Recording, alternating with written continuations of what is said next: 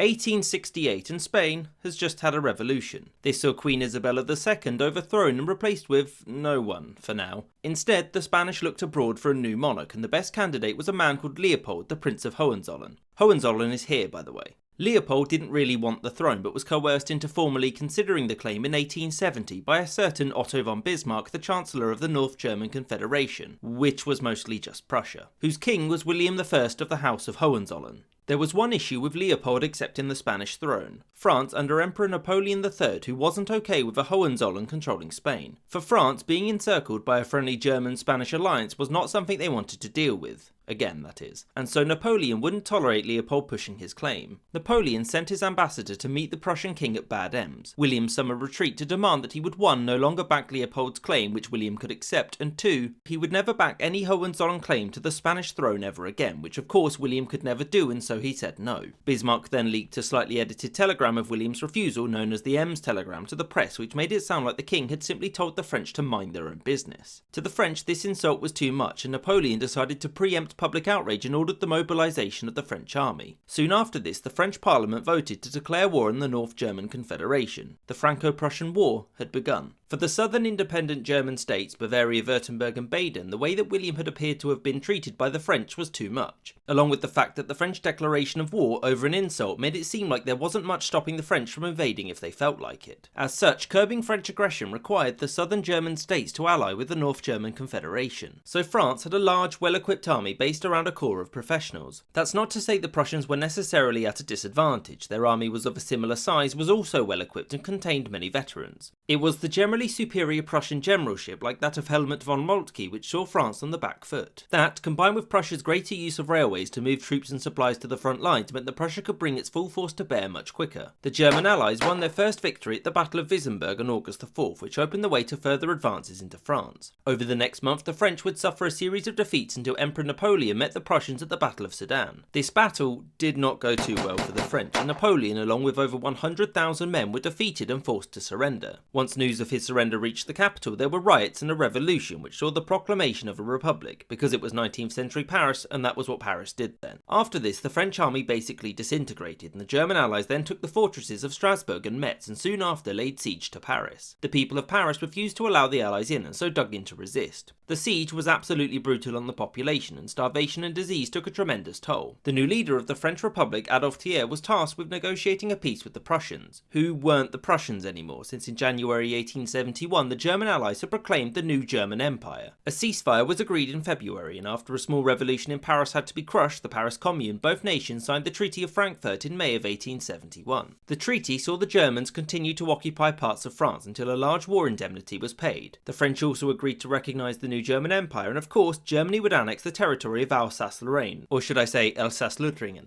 The Franco-Prussian War was now over, and it had absolutely colossal implications for history. It saw the unification of the German Empire, which fundamentally shifted the balance of power in Europe. The annexation of Alsace-Lorraine would dominate French politics for the next 4 decades and guarantee French hostility to Germany.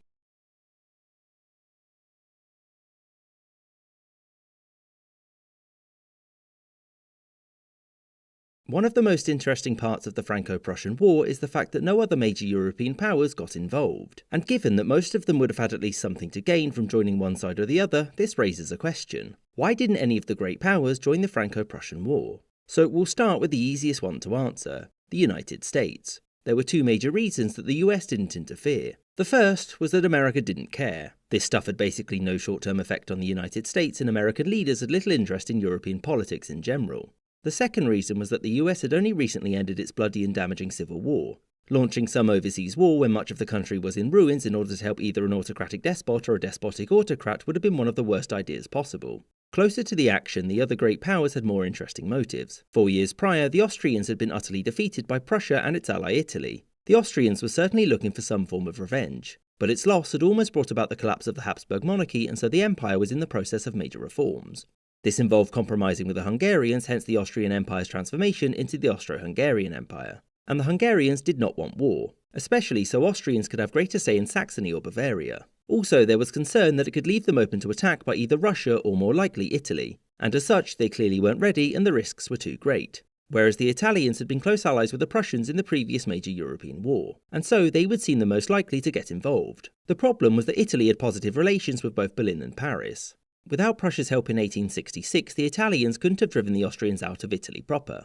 However, the Prussians weren't willing to continue the war to help Italy expand further, and France, especially its Emperor Napoleon III, had played a vital role in both Italy's unification and its annexation of Venetia. Divided loyalties aside, the main reason they couldn't join was a pragmatic one. The Italian army just wasn't good enough. Prussia and France were the two most capable land forces on the continent, whereas Italy had struggled against the lackluster Austrian army, and as such it was seen as a terrible idea to do so. Similarly, the Russians had mixed feelings about the combatants, in that they were largely quite negative. Whilst relations were somewhat good with Prussia, it was seen as a rising challenger for dominance in Eastern Europe, whereas France had recently fought against the Russians and humiliated them in the Crimean War.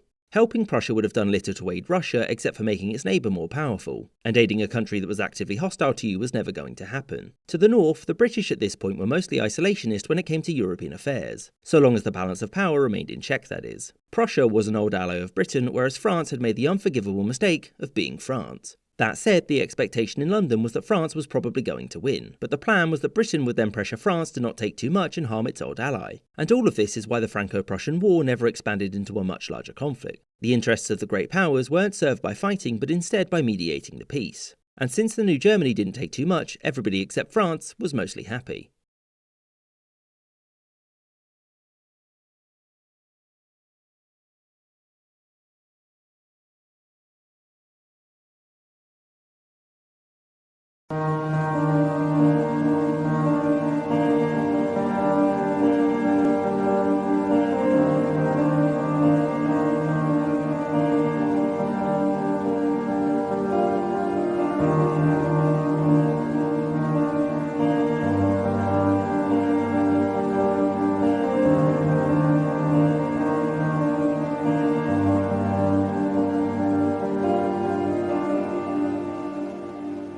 All I am is a man. I want the world in my hands. I hate the beach, but I stand in California with my toes in the sand. Use the sleeves of my sweater, let's have an adventure. Head in the clouds, but my gravity centered. Touch my neck and I'll touch yours. You and those little high-waisted shorts. Oh,